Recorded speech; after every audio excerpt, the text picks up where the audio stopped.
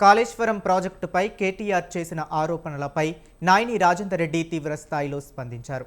Joker, cartoon గాళ్లు అక్కడకు వెళ్లారని మండిపడ్డారు. ఇంటిని చక్కదిద్దటం చేత కాదు కానీ ఊరు గురించి మాట్లాడుతున్నారని విమర్శించారు.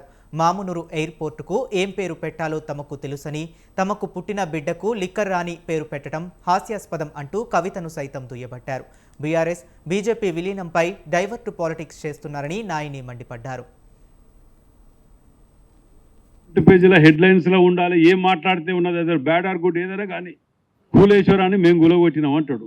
అనుమానం ఉన్నది అట వానికి. మాకు కూడా చాలా అనుమానాలు. నేను రామారావుని పేరు పెట్టుకుంటే మేమంటే బాగుండదు కదా.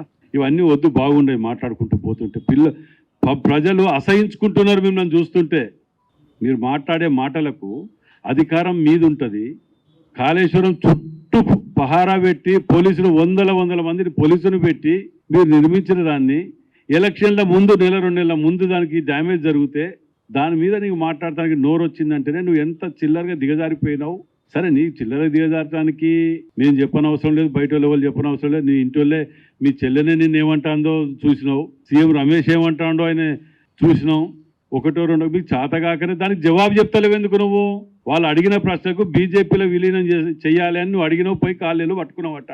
అప్పుడు మరి మీ చెల్లె జైలు ఉంటే బెయిల్ ఇవ్వాలని చెప్పి బయట తీయాలి, లేకపోతే మమ్మల్ని ఎంక్వైరీలు వేయొద్దు, మేము చేసిన పాపాలను బయటికి తవ్వొద్దు, మమ్మల్ని జైళ్ళల్లో పెట్టనీయకుండా కాపాడు, మేము బీఆర్ఎస్ టీఆర్ఎస్ని బీజేపీలో విలీనం చేస్తామని చెప్పి నేను విభేదించిన దీన్ని అని నీ సొంత చెల్లె చెప్పింది. ఇంత